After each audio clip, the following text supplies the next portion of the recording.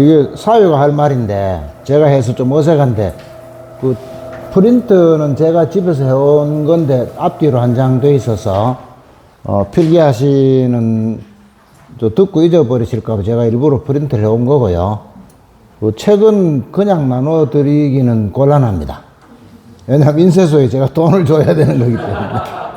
그래서 책값은 15,000원인데 10,000원만 내시면 되겠는데, 저 앞에 카메라 가지고 있는 저분한테 내시기 바라고. 그 책은 제가 왜 썼나 하면 한강 소설을 읽은 분들이 무슨 내용인지 잘 모르겠다는 분이 많아서 질문을 저한테 자꾸 해가지고 대답하다 보니까 바빠서 안 되겠다 이래가지고 아예 써가지고 주는 게 낫겠다 해서 제가 이 책을 썼는데, 이 책을 이 해설서를 읽어보시면 한강이 소설을 통해서 뭘 얘기하고자 했는가를 일목요연하게 알 수 있습니다.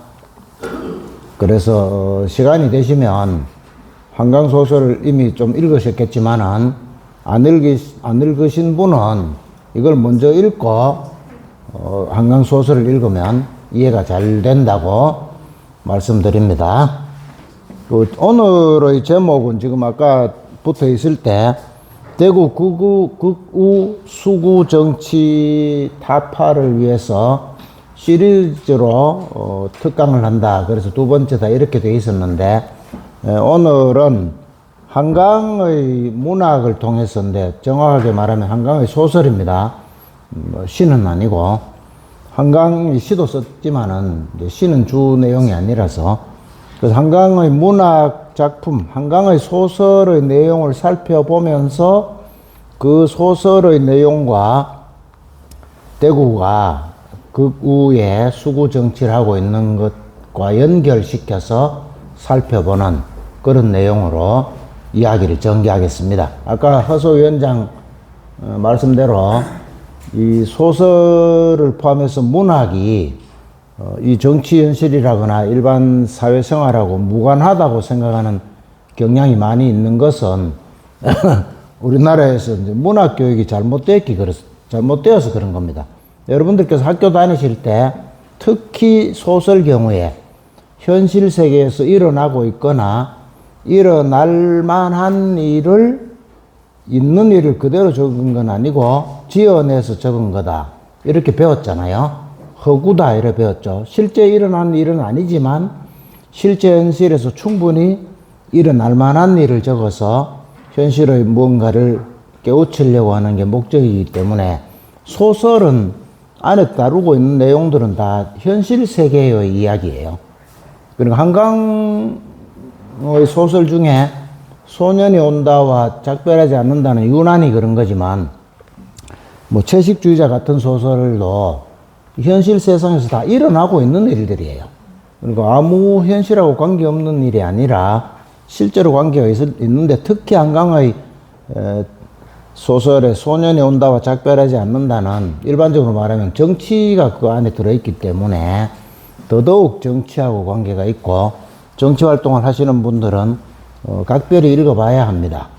저는 개인적으로 이재명 대표나 뭐 윤석열을 길에서 만나가 아는 수준의 사이는 아니지만, 이분들이 한강의 소설이 노벨상까지 받았기 때문에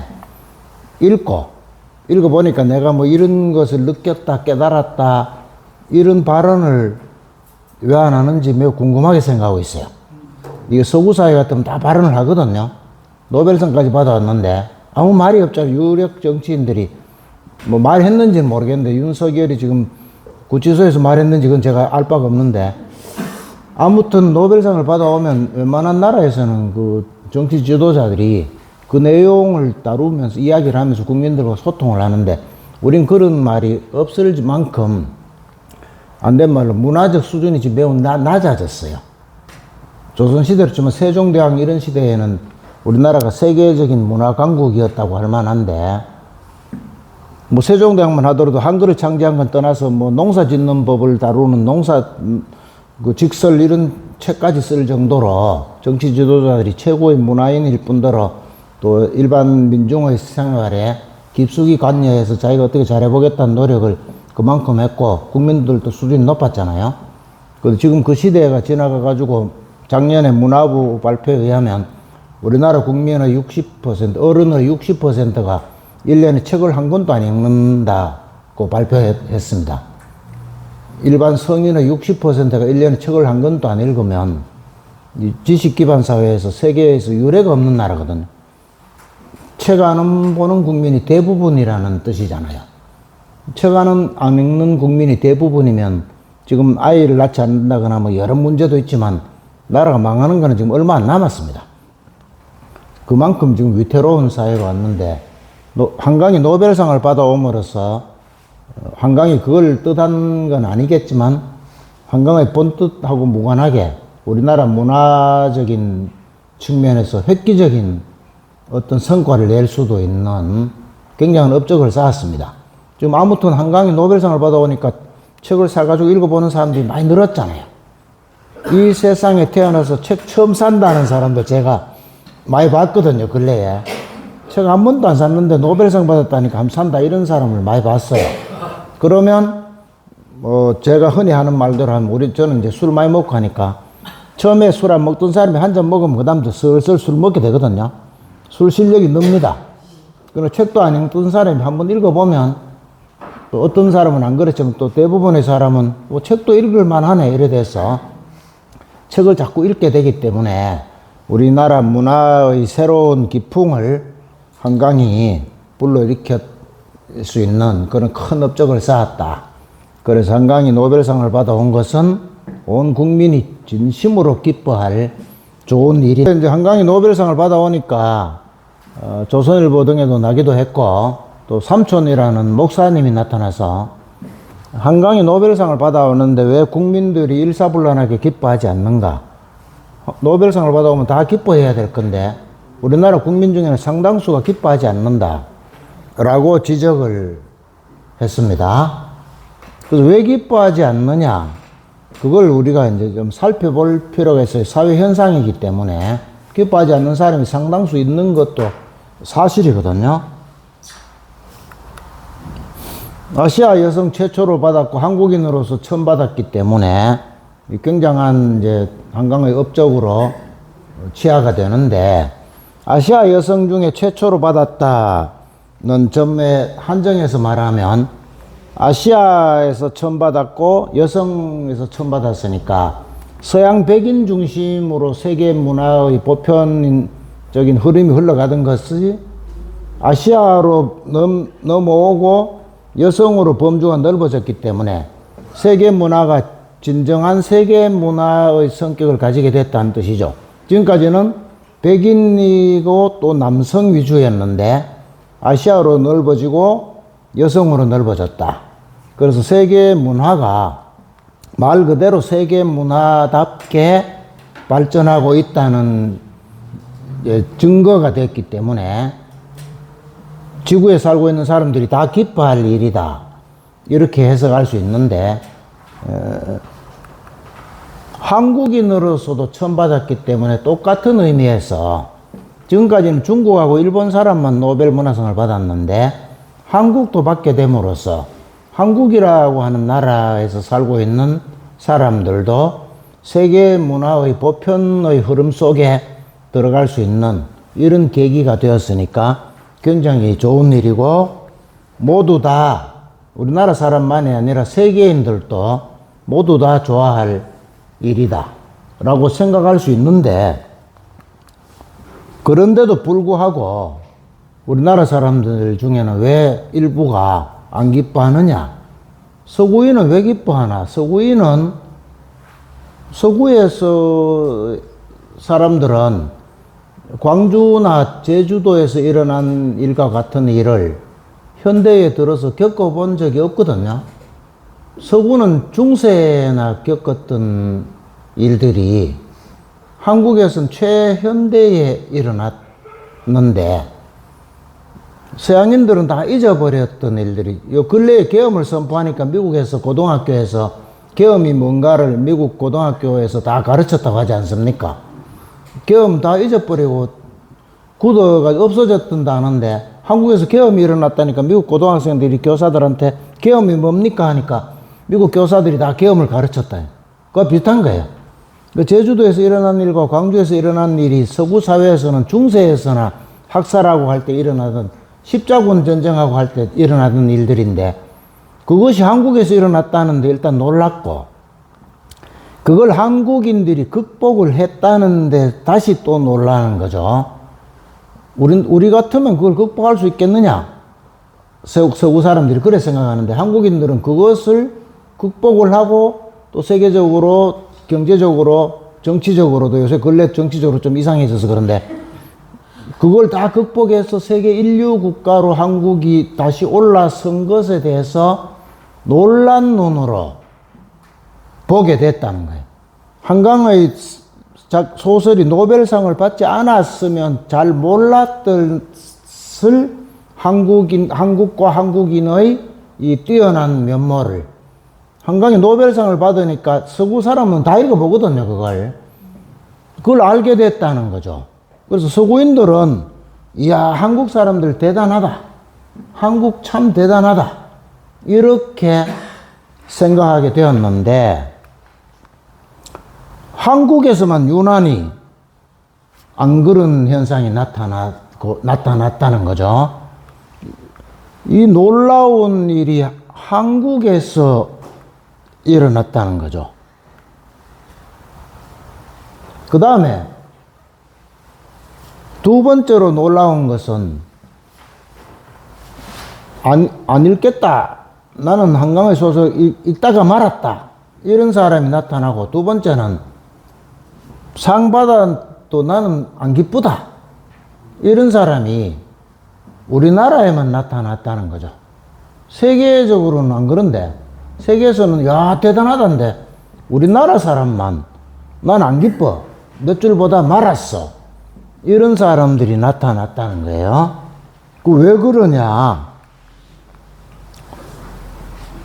확 요약을 하면 한강이 노벨문학상을 받는 바람에 노벨문학상이라고 하는 엄청난 권위를 얻고 이 소설이 국민들한테 접근이 되는데 노벨문학상을 받은 소설 안에 제주도와 광주 얘기가 잔뜩 나오니까 이른바 정치적으로 말하면 중립성향, 보통 말로 하면 이런 선량한 국민들이 지금까지는 제주에서 일어난 일과 광주에서 일어난 일을 좀 미심쩍게 생각하거나 북한이 일으킨 거 아니냐라거나 이런 사람들도 좀 있었는데 노벨상을 받아오니까 노벨상을 받았다는 권위에 의해서 그게 안 그러면 노벨상을 줬겠느냐고 생각하게 되고 노벨상을 받은 소설 안에 나오는 내용이니까 실제 아니겠느냐 라고 사람들이 생각할까봐 매우 거부게 한다 이거죠. 그러니까 소설을 소설로 보는 게 아니고 정치적인 목적에 의해서 쓰여진 정치 선전물로 보는 경향이 있는 겁니다. 한강의 소설은 실제로 일어난 일을 다루고 있는 소설인데 한강이 노벨상 받은 것이 싫은 사람들은 노벨상을 받았기 때문에 일반 잘 모르는 국민들이 그 소설을 읽고 노벨상 받은 소설이니까 이 내용이 사실이겠지. 안 그럼 노벨상을 안 줬겠지. 이렇게 생각하기 때문에 노벨상 받은 것이 기분이 나쁜 겁니다. 노벨상 받았다니까 뭐라고 말하기는 곤란하고 상은 받았으니까 세계적인 건데 내용은 읽어보니까 대충 말해서 민주당이 하는 말 비슷한 소리가 잔뜩 쓰여 있다. 이 기분 나쁘다. 그래서 삼촌이란 목사님이 나타나서 정치적인 어떤 불순한 목적을 가진 세력과 동조해서 소설 쓰지 마 이런 말을 하게 되는 거예요. 그쪽하고 한 편이니까 그래 쓰지 않았나 이런 말을 하게 되니 못 읽죠. 이걸 읽다가 못 읽는 사람이 세 종류가 있는데 첫째 종류는 그겁니다. 그리고 이런 내용을 담은 소설이 국민들한테 널리 읽히는 게 기분이 나빠서 못 읽어요. 그게 조선일보 이런 데 보도되는 경향이고 첫째. 두 번째는 실제로 본인이 광주나 제주도에서 그런 일을 겪은 사람들. 그걸 읽으니까 옛날 생각이 막 나서 마음이 아파 못 읽는 사람. 세 번째는 책을 워낙 안 읽어봐가지고 뭐 이게 뭔 얘기인지 알 수가 없어서 못 읽는 사람. 이렇게 세 종류인데 그 중에 세 번째 분들을 위해서 제가 이 책을 썼죠. 그래서 뭐라고 욕하냐면 이렇게 욕합니다. 그러니까 채식주의자에 보면은 이제 딸이 주인공이 뭐 영애라고 할 수 있는데 고기를 안 먹는다 하니까 아버지가 고기를 막 강제로 입어 집어넣고 이러면서 너를 위해서 내가 고기를 강제로 먹인다 이래요. 너를 위해서. 그러니까 지금 우리나라 안에서 벌어지고 있는 수많은 일들 중에 본인한테 도움이 안 되는데도 불구하고 뭐 어떤 이유로든지 간에 약간의 강제력이나 권력을 가진 사람이 강제로 뭘 막 시키면서 너를 위해서 이런 말을 많이 하잖아요. 제 친구가 저보고 좀 이따 술 먹자고 지금 전화 와 있는데 내가 내 아이면 누가 네 술 사주겠나 너를 위해서 내가 사준다 이래거든요. 근데 실제로는 나를 위해서 사주는 게 아니고 지가 술 먹고 싶어가지고 그러면서 너를 위해서 사준다 이런다고요. 그리고 웬만하면 다 너를 위해서라고 그래요. 자기를 위해서 하면서 너를 위해서 하는 문화가 우리나라 안에 만연해 있죠. 너를 위해서. 그걸 다루고 있는 게 채식주의자예요. 고기 먹지 말고 채식해라는 내용이 아니고 다른 사람에게 너를 위해서라고 강요하지 마라. 대충 말하면 이것이 채식주의자의 주제예요. 그러니까 딸한테 고기를 강제로 먹이거나 뭐 이런 일을 하고 있는 사람은 채식주의자가 마음에 안 들죠.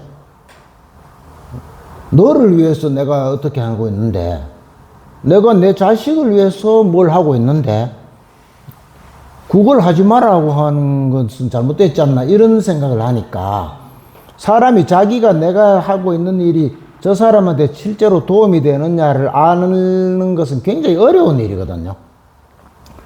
소크라테스가 너 자신을 알라 하는 게 대충 그런 거 아닙니까?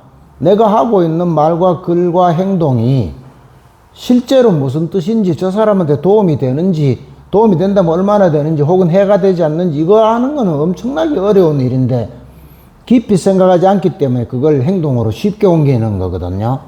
그러지 말라는 것이 채식주의자인데, 그걸 사람들은 이제 내가 너한테 은혜를 베푼다 이렇게 생각해요. 내가 너한테 보태준다.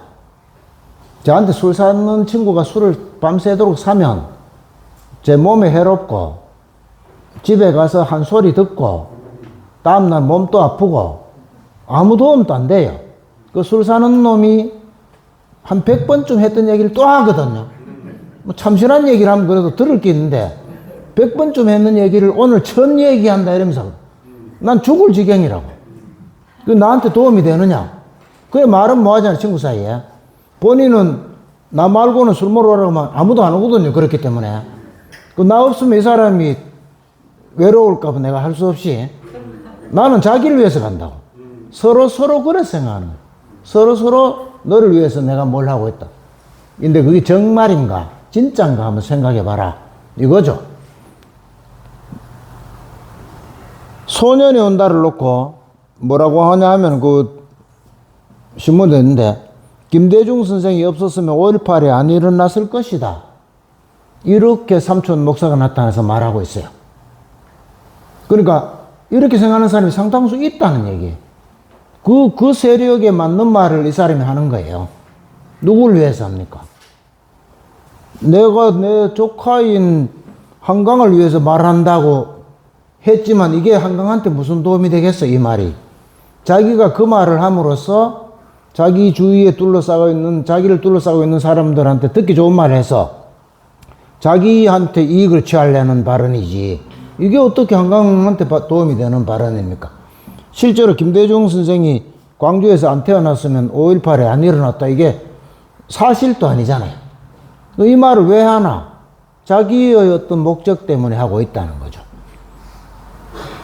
작별하지 않는다에 보면은 빨갱이를 죽여야 된다가 계속 나와요. 애까지 다 죽여야 된다. 왜? 이 애가 나중 되면 빨갱이가 될 거기 때문에 어릴 때 죽여야 된다. 이게 그 소설 안에 계속 나와요. 그 왜 죽여야 되느냐? 안 죽이면 자유민주주의를 못 지키고 적화가 될 거니까 죽여야 된다는 거예요. 이 아이가 나중에 자라서 빨갱이가 될지 뭐 노랭이가 될지 누가 압니까? 그런데 죽이고 말겠다는 집념을 불태우고 있는 사람들이 일을 일으킨 걸 한강이 소설에 담았어요.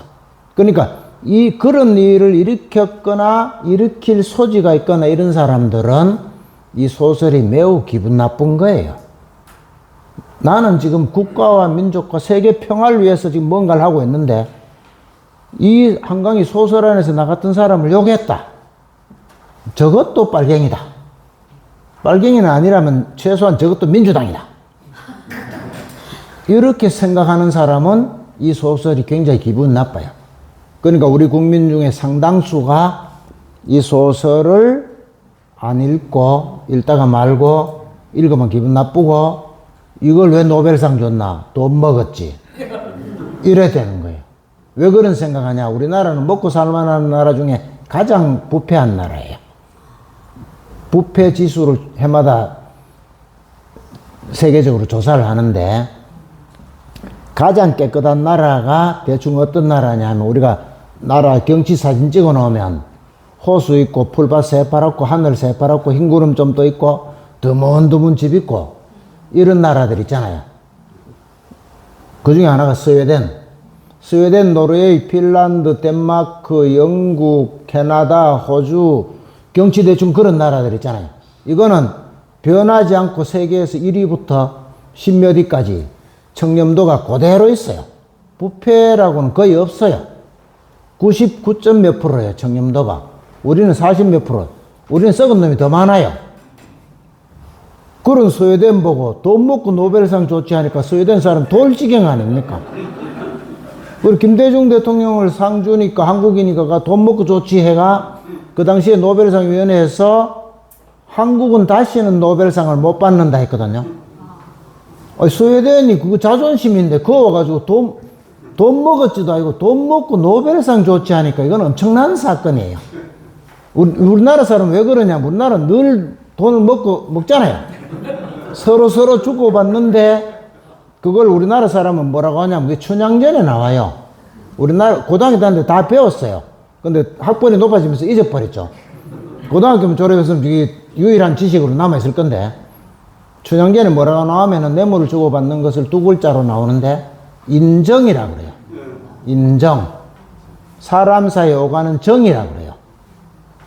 그리고 뇌물을 인정으로 생각하는 나라예요. 우리나라는 옛날부터 지금 현재까지.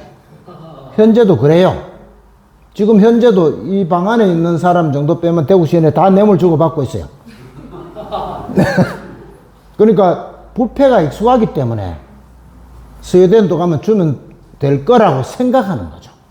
근데 스웨덴은 그런 거 없어요.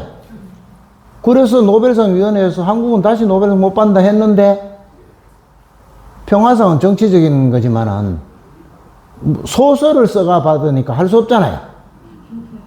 소설을 써가 한강이 받았어요. 그러니까 다시 못 받는다는 걸 한강이 받아왔으니 대단한 일이죠. 이 소설 아니었으면 못 받죠. 그러니까 한강이 받아온 것이 기분 나쁜 사람은 정말 기분 나쁜 거예요. 말도 안 되는 이야기를 써놨는데 저거 빨갱이 내지 빨갱이 비슷한 게 썼는데 저걸 노벨상을 주다니. 톨스토이도 안 줬는데 도스토예프스키도 안 줬는데 이러고 있는 거예요. 도스토예프스키는 왜 안 줬습니까? 노벨상 생기기 전에 죽었어요. 셰익스피어도 못 받았고 세르반테스도 못 받았어요. 노벨상 생기기 전에 죽었는데 죽은 사람은 노벨상을 안 주거든요. 어느 분야를 막론하고. 그러니까 안 주는 건 당연한 일이죠. 아무거나 끄집어내가 한강 욕하려고. 그러면 톨스토이는 왜 안 줬느냐? 톨스토이는 조금 거칠게 말하면 빨갱이에요. 무정부주의자. 당시에는 인정되기 어려운 사상을 계속 주장한 사람이에요. 요즘 우리나라식으로 말하면 빨갱이에요. 빨갱이를 줄 수는 없지. 안 그렇습니까? 암만 스웨덴이라도 우리나라식으로 말하는 빨갱이는 줄 수 없죠. 공산주의자는 줄 수 있어도 우리나라 빨갱이는 공산주의자도 아니잖아요. 공산주의자보다 더 빨간 거잖아. 죽일 놈이거든. 죽이잖아요, 실제로. 서구에서는 공산주의자를 죽이지 않잖아요. 그러니까 톨스토이를 못 받았어요. 못 받았는데 톨스토이도 못 받았는 걸 한강이 받은 거 보면 돈 먹었다. 이 논리가 됩니까? 한강보다 더 소설 잘 쓰는 사람들이 우리나라에 버글버글해요. 그들이 누구냐? 기분 나쁜 사람. 그들이 누구냐? 한강 소설에 그들로 나오는데 이런 소설을 읽으면 기분 나쁜 사람 그들이 누구냐? 소년이 온다 등에 나와요. 그들을 살펴볼게요. 지금 아까 주제로 말하면 수구, 극우, 수구. 극우, 수구적인 정치적 편향성을 가진 사람이 소설에서는 그들로 나와요. 그들이 어떤 사람인가 살펴보겠습니다. 소년에 온다에 보면 동호가 자기 친구가 죽었어요.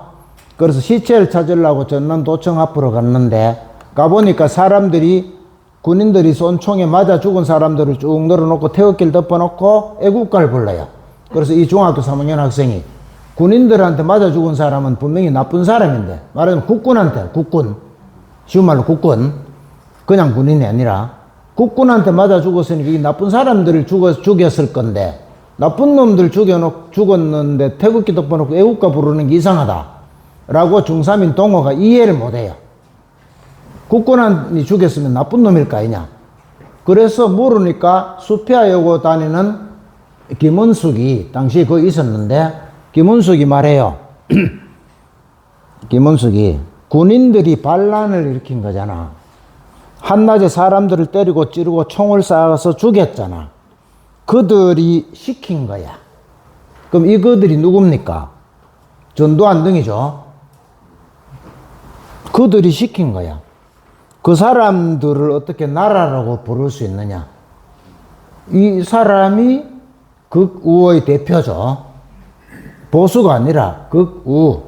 보수는 뭐 진보와 대칭된다고 치고 대략 지금 현재의 전통이나 뭐 관습이나 이런 것을 가능하면 지키고 그 중에 나쁜 게 있으면 좀 천천히 고쳐가면서 지켜가면서 점진적으로 발전해가자 뭐 이 정도인데 이 극우는 보편을 안 지키는 거거든요. 보편. 모두가 인정하는 걸 인정하지 않는 것. 모두가 인정하는 게 보편이잖아요. 예를 들어서 길에서 사람 죽이면 안 된다 라고 지구에 모두 다 그렇게 생각한다 이 말이에요. 근데 누군가는 죽여도 된다고 생각하는 사람이 있어요. 그게 극우예요. 저건 사람이 아니거든. 빨갱이다.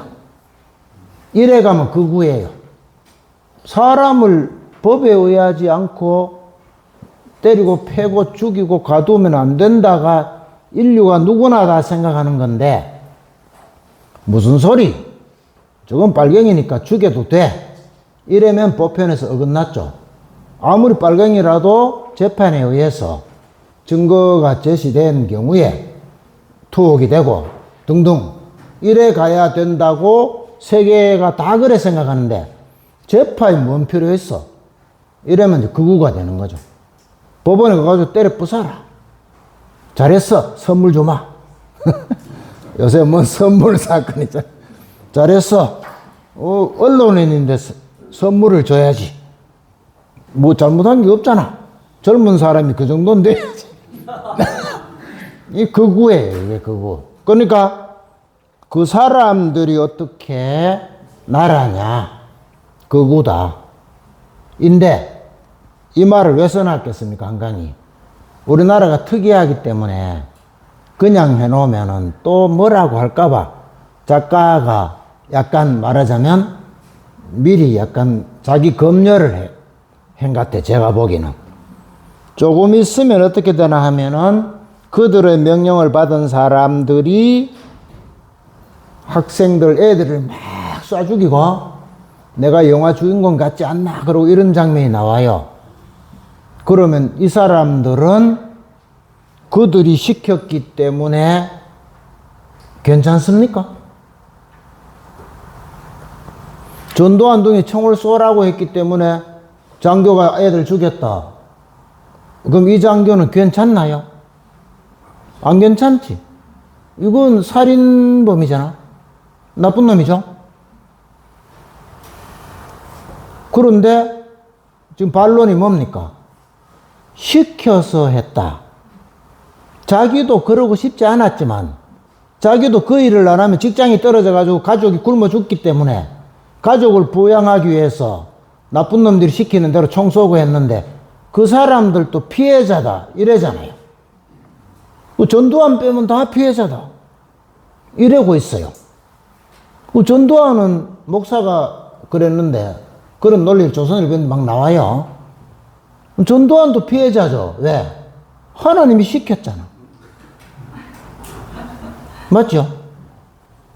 하나님이 역사를 해서 우리나라가 일제히 식민지도 되고 5.18도 일나고 이래가지고 다 그렇게 해서 이 하나님을 잘 안 섬기니까 하나님이 벌 줬다. 요게 말하자면 기독교 중에 극단적인 사람들이 사고거든요.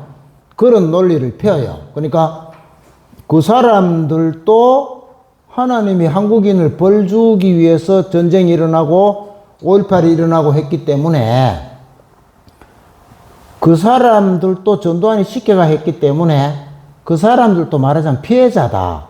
요래 말하고 있단 말이에요. 그러면 전두환도 하나님 시켜가 한 거 아닙니까? 전두환도 피해잖아요. 하나님은 도대체 뭘 하고 있는? 하나님은 왜 한국이나 이런 데 있는 아무 죄도 없는 사람을 죽이느냐?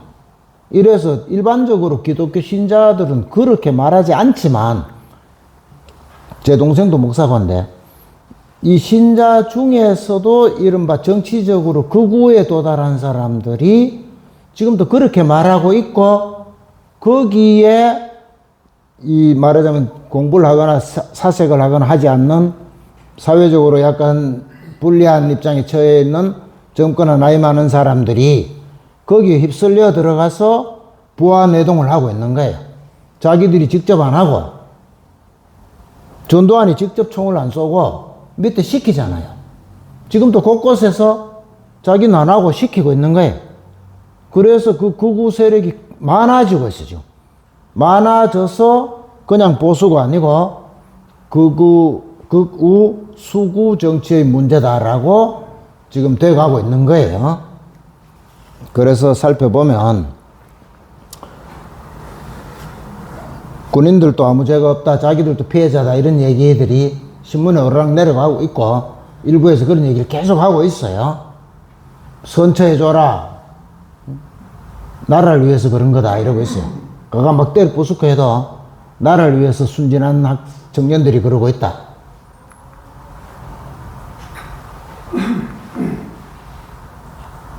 이거는 대구로 한정하면 갑자기 갑자기 이래 됐느냐를 우리가 좀 살펴봐야 되겠는데, 제가 이 독창적으로 다니면서 이야기하는 내용인데 약간의 가설이 포함될 수 있습니다. 저도 소설가인데 사회과학 책에 나온 대로만 말하면 안 되잖아요. 기본적으로 상상력이 발동을 해야 학문을 할 수 있어요. 상상력을 처음에 발동을 해서 거기에 구체적인 근거를 제시하고 하면서 이론이 성립하는 거기 때문에 제가 상상력을 약간 발동해서 가설을 세워서 말씀을 드릴 테니까 한번 들어보십시오. 제가 다니면서 이야기해보면 대략 뭐 한 90%는 동일하던데 안 하는 10%가 여도 한 10% 계실 건데 그런 분을 극우라고 합니다.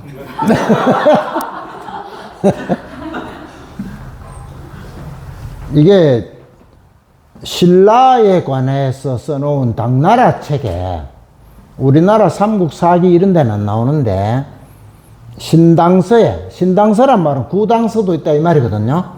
신당서에 신라에는 나라에 중요한 일이 있으면 여러 사람이 의논해서 결정을 하는데 그것을 화백제도라고 한다.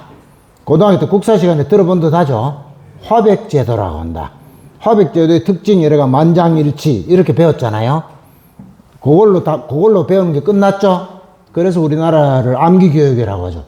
왜 화백제도를 했느냐, 화백제도는 뜻이 뭐냐, 이런 건 안 배우고, 화백제도 만장일치, 화백제도 만장일치, 이랬기 때문에 이제 암기교육이라고 하는데, 지금 현재도 국사학자들이 화백이 뜻이 뭐냐에 대해서는 의견이 일치 안 돼서 설명할 필요가 없고, 한 사람이 반대하면 통과를 안 시켰다예요.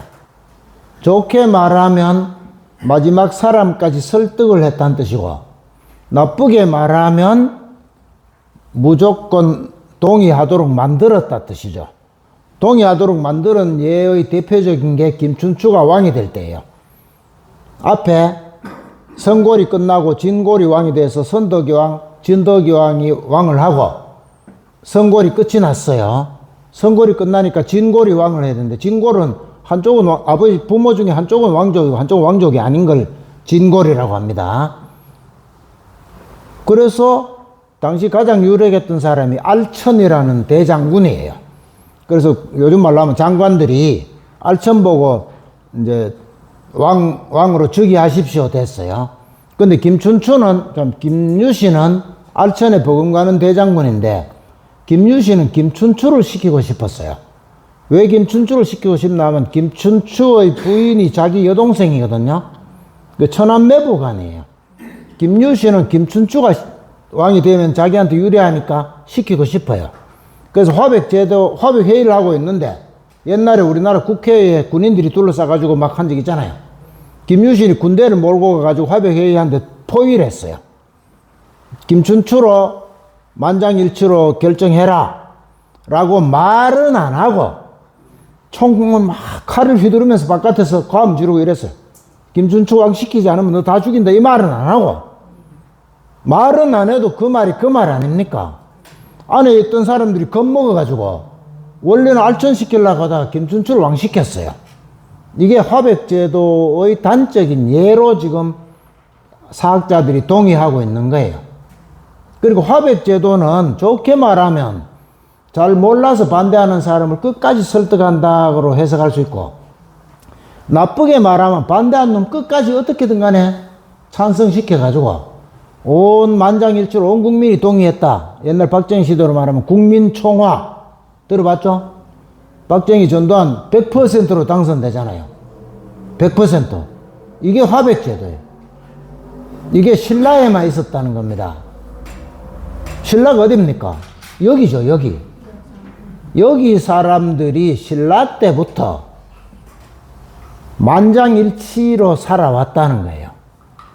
모두가, 더 많은 사람이 동의하면 반대하지 하는 게 매우 곤란한 관습 속에서 그식사고를 하면서 살아왔다는 거예요. 그것이 신당서에서 증거로, 그리고 중국 책에 나오는 거는, 중국이 그 당시 세계의 중심이니까 이때는 서양으로 왔다 갔다 안 하잖아요, 우리나라에서. 그리고 중국에 알려질 만큼 특이했다는 거 아닙니까? 중국에도 곳곳에서 이랬으면 안 적어 놓을 거 아니에요. 희한한 짓을 하고 있다, 저기서. 그래서 중국 책에 등장을 한 거죠. 이런 일이 역사에 쭉 계속 있는데 살펴볼게요. 서동요도 여러분들이 아는 향가죠. 다른 향가는 몰라도 서동요는 아마 알 겁니다. 왜냐하면 내용이 흥미롭다 이래서. 뭐 제망매가 이런 거는 철학적이기도 하고 말 그대로 문학적이고 뒤집어 말하면 별 재미가 없는데, 서동요는 10몇 살 먹은 공주가 남몰래 서방을 하나 만들어 놓고 밤마다 안고 돌아다닌다, 이런 내용이거든요. 그래서 듣는 순간에 기억이 팍 나죠. 이 서동요를 교육학이나 뭐 심리학이나 이런 걸 전공하는 학자들이 어떻게 보고 있느냐 하면은, 서동은 수단 방법을 가리지 않고 결과만 이루면 되는 사람의 상징이에요.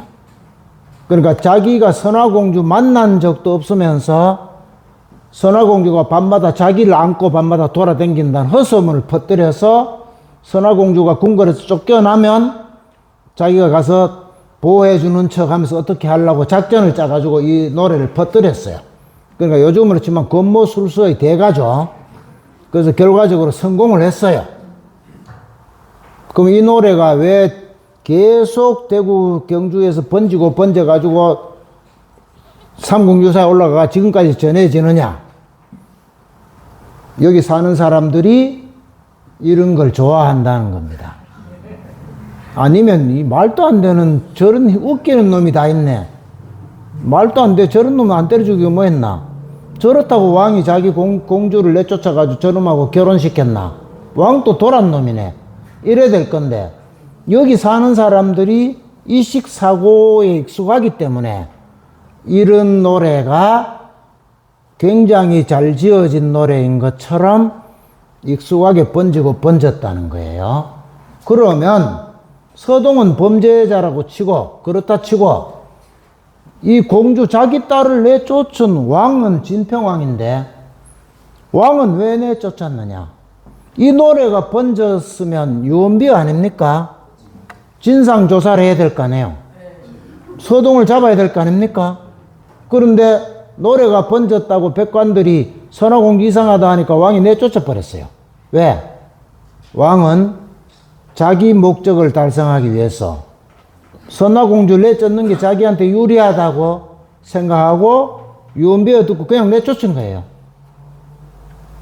경덕 진평왕의 신하들은 지금 말하면 장관들인데, 공주가 열매사 먹은 공주가 밤마다 남자를 안고 돌아다닌다고 하면 중앙정보부 안기부 동원하고 해가지고 사실인가 조사를 해야 될 거 아닙니까? 선화공주가 없는 게 유리하죠. 권력은 나눌수록 약해지니까 공주가 없는 게 유리하니까 왕한테 쫓아내라. 왕은 장관들 말 안 듣다가는 이제 사회가 권력이 나눠져 있으니까 자기한테 불리하다 싶으니까 아버지인 왕도 장관급인 백관들도 공주 쫓아내는 게 유리하다 싶으니까 자기 목적을 달성하기 위해서 내쫓아버린 거야. 서동은 지한테 유리할까봐 이상한 소문을 내가지고 선왕을 쫓겨나게 만들었어요. 이 노래가 경상도 일원의 사람들이 수단과 방법보다 결과를 중시하는 사고방식을 가지고 있었다는 것을 말해주는 노래다라고 분석이 되는 겁니다. 근데 이런 얘기를 고등학교 다닐 때 문학 시간에 이런 데서 다 하면 진짜 문학 교육이 되는데 안 하고 서동요, 사구체, 참요 이게 다죠. 그것만 외우는 거예요. 끝.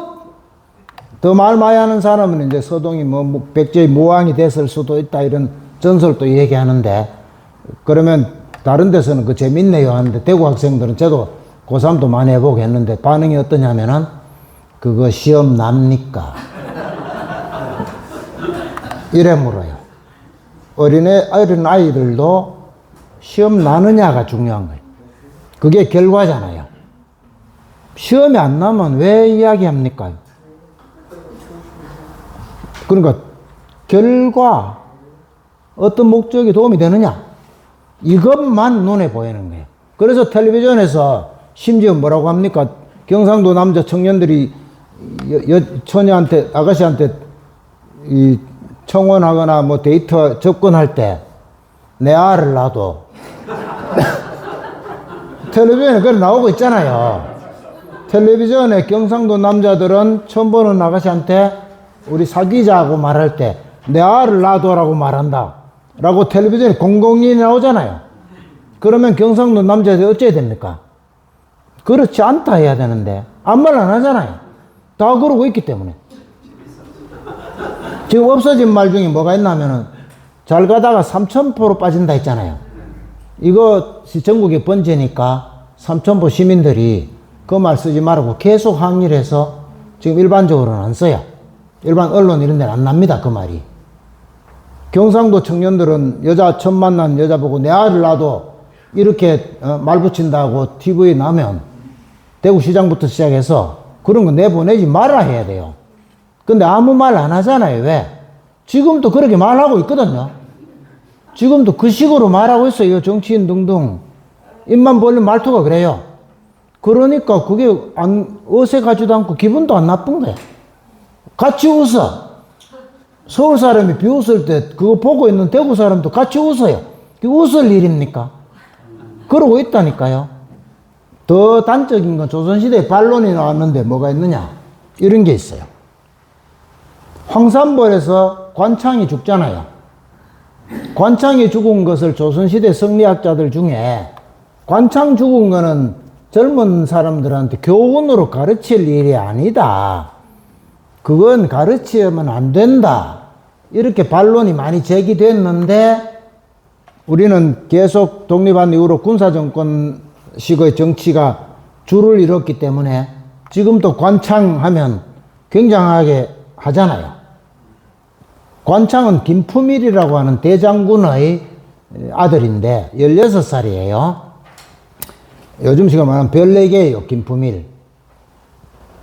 관창보다 먼저 죽는 반굴이 있어요. 같은 날. 그 반굴은 김유신의 조카예요. 지금식으로 말하면 별 5개의 조카야. 별 5개인 김유신과 별 4개인 김품일이 자기 조카하고 자기 아들인 16살 먹은 애들 보고 가서 계백한테 가가 싸우다 죽어라. 그러면 신라의 장수와 군사들이 그걸 보고 붕괴해가지고 우리가 백제를 이길 수 있다. 이래서 가가 죽어요. 계백이 잡아놓고 보니까 애거든. 애를 어떻게 죽인 애가 풀어주잖아요. 풀어주니까 또 가라 그래가 결국 죽어요. 김유신하고 김품일이 제정신입니까?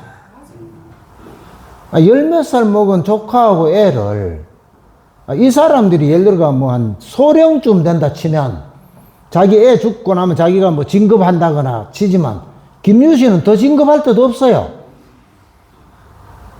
김품일도 김유신이 있기 때문에 더 진급 못해요.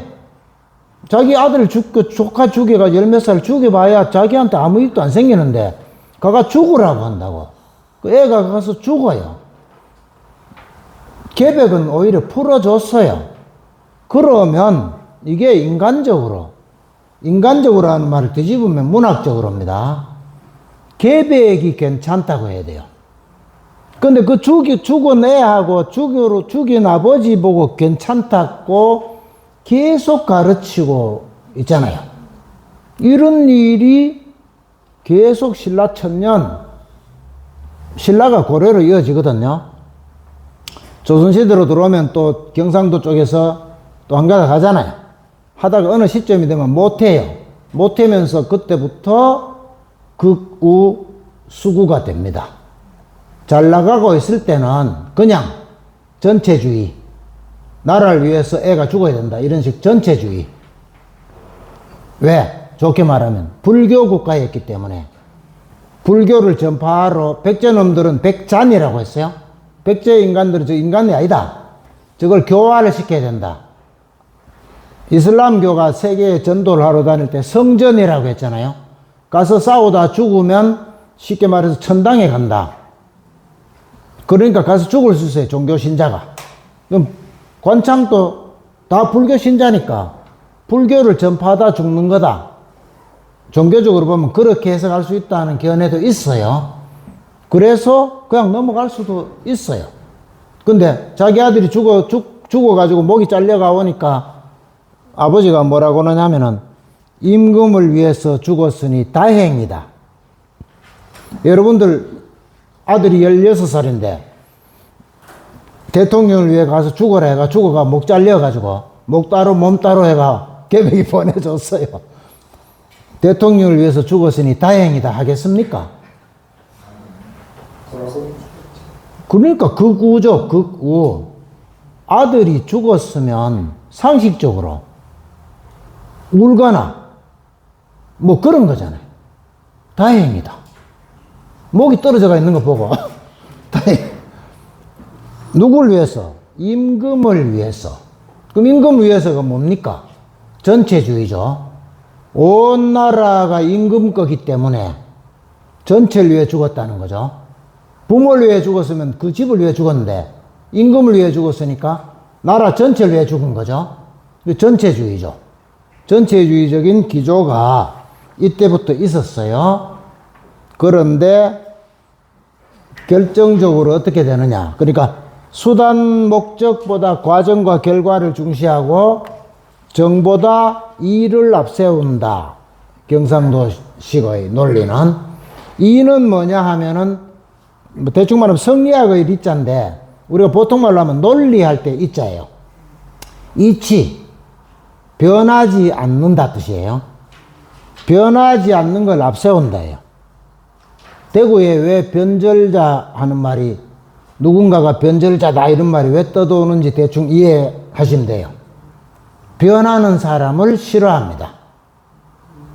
여기는 잘하고 못하고를 떠나서 변하는 걸 싫어해요. 그래서 보통 보수라고 하는데 변하는 사람도 싫어해요. 그럼 민주당 하다 국민의힘 가는 놈도 싫어하고 국민의힘 하다가 민주당 오는 것도 싫어하고 계속 하지 않으면 싫어해요. 난 대구를 위해서 뼈를 묻겠다 해놓고 뼈 안 묻으면 싫어해요. 뼈를 묻겠다 해서 묻어야 돼요. 맞아 죽어도 묻어야지. 서울이 살기 좋다고 이사가고 하면 싫어해요. 그러니까 변하지 않아야 돼요. 그러면 나중에 운이 좋으면 뭐 될 수도 있어요. 근데 왔다 갔다 하면 싫어해요. 그리고 소속 정당이 ABCD 이러면 싫어해요. 뒤에 국민의힘이 돼도 싫어해요. 안 변하고 있어야 돼요. 그게 뭐냐? 이를 앞세운다는 거예요. 정은 다른 말로 성리학식으로 말하면 긴데 변해요. 감기 걸렸잖아요. 제가 며칠 전까지 감기가 심했어요. 지금 좀 많이 나았어요. 변한 거잖아요.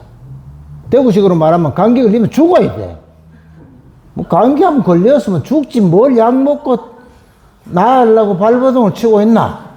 이게 대충 말해서 사람답다. 남자답다. 이거예요.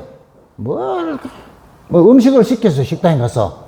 내가 뭘 시켰는데 엉뚱한 음식이 나왔어요. 그냥 먹어야 돼. 쪼잔하게 변하지 마라. 본질이 뭐냐?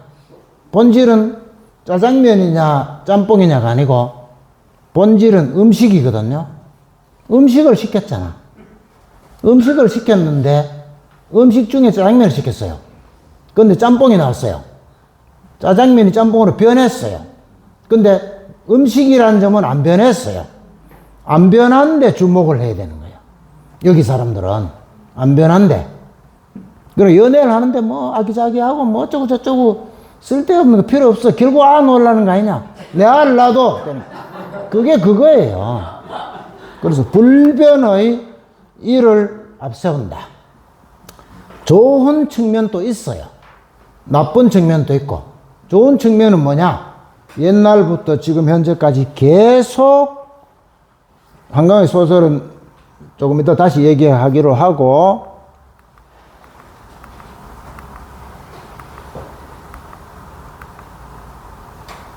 계속 당대를 지배하는 이데올로기를 추종합니다. 그러니까 고조선 때는 지배 이데올로기가 한나라하고 싸우는 겁니까? 대충 말하면 항복하는 겁니까? 그냥 맘 놓고 얘기했어요. 괜찮아요. 예? 항복이죠. 고조선이 망한 걸 보면 알잖아요. 고조선이 안 망했으면 싸우는 게 안 변하는 인데 망한 걸 보면 일찍 항복했으면 안 죽었죠. 그게 경순왕의 논리죠. 경순왕이 왕건하고 안 싸우고 그냥 항복해버리잖아요. 삼국사기에 뭐라고 나오냐면 내가 싸우면 백성들이 죽는다 이래거든요. 그러고는 왕건한테 가가 왕건 딸하고 다시 결혼해요. 결혼하는 거는 남자 여자 결혼하는 거는 불변의 진리니까 변하는 게 아니죠. 자기 부인이 신라에 있는데 왕건 딸하고 또 결혼하는 거는 변한 거 아니냐. 요거는 사소한 거고 남녀가 결혼하는 거는 우주의 만물의 이치잖아. 이니까 가서 다시 결혼하면 뭐 어때? 그렇게 되는 거예요. 고조선이 망했어요. 싸우다 죽은 사람들도 있어요. 대표가 성기 이런 사람들인데 죽었어요. 일찌감치 역계경, 요즘 말로 국무총리가 싸우지 말고 항복합시다 했는데 우고 왕이 끝까지 1년 동안 버티면서 싸우니까 전쟁 나기 전에 역계경이 평양을 탈출했어요. 지금 인구 비례로 말하면 200만 명을 데리고 탈출했어요. 어디 왔나? 경상도에 왔죠. 삼국사기에 나와요. 어떻게? 박역거세가 와보니, 박역거세가 왔을 때가 기원전이거든요. 삼국사기에. 고조선이 망하는 건 기원전 108년이에요. 삼국사기에 박역거세가 왕된 연도를 역사학적으로는 인정하기 어렵다. 김부식이 일부러 거슬러 올렸다고 하지만 어쨌든 간에 삼국사기에는 기원전에 박역거세가 와보니 고조선 유민들이 미리 와서 살고 있었다 라고 삼국사기에 나오거든요. 그 삼국사기는 옛날 역사책을 보고 옮겼다고 김부식이 써놨으니까 옛날 진흥왕 때 나온 국사 이런 책을 옮겨 적었다고 볼 수 있단 말이에요. 그러니까 우고왕 때 미리 도망쳐 나온 사람들이 경상도 일대에 와서 살았고 박역거세는 그보다 뒤에 왔다는 거죠. 그럼 뒤에 왔는 박역거세 세력은 우고왕하고 싸우다가 나라가 망하니까 왔는 사람인데 요게 제가 말하는 가설이에요. 요 사람들은 한나라하고 싸웠지만 나라 망하니까 탈출했어요. 유민이죠. 탈출했는데 아까 말씀드렸잖아요. 김춘추가 왕이 되기 전에 멸종됐어요. 선골이 끝났으니까 없어졌잖아요. 그 혈통 자체, 순수한 혈통 자체는 없어졌어요. 와서 또 막 결혼하면서 파생은 됐지만 그대로인 사람은 없어졌어요. 그리고 이제 진골과 일반 이제 육두품 막 이렇게 번질 거 아닙니까? 이 사람들은 대충 말하면 고조선이 망할 때 안 싸우고 도망친 사람들이에요. 우리 조상들은 우고왕 때 전쟁 안 하고 전쟁 나기 전에 가장 멀리 도망친 사람들이에요. 이게 제 말이 가설이란 겁니다. 금호강에 달이 처음 놓인 게 조선 후기 철종 때예요. 대원군 집권하기 조금 전에 금호강에 달이 처음 놓였어요. 달이라고는 없었어요, 우리나라에. 그러니까 기원전에 고조선에서 경주까지 가려면 어떻게 갔겠습니까? 온 사람이 그 끝까지 굉장한 집념을 가지고 도망을 쳤다 이 말이에요. 웬만하면 한강 이런 데 살 건데 백제 이런 건 다 한강 이래서 살았잖아요. 오다가 멈추지 않고 막 끝까지 갔어요. 끝까지 가니까 어디 갔냐면 포항을 갔는데 바다잖아요. 그래서 포항부터 경주, 대구 이렇게 살았어요. 그러니까 그 시대의 이데올로기는 한나라하고 싸우는 게 아니고 안 싸우는 거다예요. 그래서 지금 현재도 미국하고 싸우면 안 되고 중국하고 싸우면 안 돼요. 큰 나라하고 싸우면 안 된다는 일사불란한 사고를 우리는 조상 대대로 가지고 있어요. 사대라고 꼭 나쁘다고 할 수는 없어요. 국제 정세를 살필 때 광해군도 약간 그랬잖아요. 그럼 어쨌든 그 시대의 지배적인 이데올로기는 한나라하고 싸워봐야 이기지도 못하고 다 죽으니 싸우지 말고 적당히 화해하고 뇌물 좀 주고 해가지고 평화를 유지합시다 였는데 우리 이쪽의 사람들은 그 논리를 지지하던 사람들이었다. 그래서 박역거세보다도 먼저 여기 와서 살고 있었다. 그럼 그 다음 시대는 어떻게 되느냐? 고조선 때. 그 다음 시대는 신라가 천년을 가잖아요. 그 신라 천년에 가는 동안에는 그때 이미 이제 법흥왕 이런 시대부터 유교가 들어왔기 때문에 왕한테 충성하는 게 지배의 이데올로기예요. 그러니까 왕권에 복무하는 거죠. 잘 복무했으니까 신문왕이 대구로 서울 옮길 마음을 안 먹었겠습니까? 대구 사람들이 신라의 왕권을 갖고 있는 경주 김씨 몰아내자리가 수시로 반란을 일으켰으면 신문왕이 올 마음이 없죠. 근데 잘 통하고 있었기 때문에 신문왕이 이리로 서울을 옮기려고 했을 거 아닙니까? 그래서 이 신라 천년 동안에는 왕의 권력에 복종하는 것, 말 유교적 이데올로기에 복종하는 것이 지배 이데올로기이기 때문에 거기에 복무를 했어요. 그걸 나쁘다고 할 수는 없어요. 그 시대는 당연히 그런 시대였기 때문에. 그런데 이게 아까 말씀드린 것처럼 적당하지 않고 끝까지 갑니다. 안 변합니다. 어떻게 안 변하느냐? 왕건이 왕이 됐어요. 왕건이 왕이 되니까 네가 무슨 왕이냐 되는 겁니다. 우리의 왕은 누굽니까? 신라죠.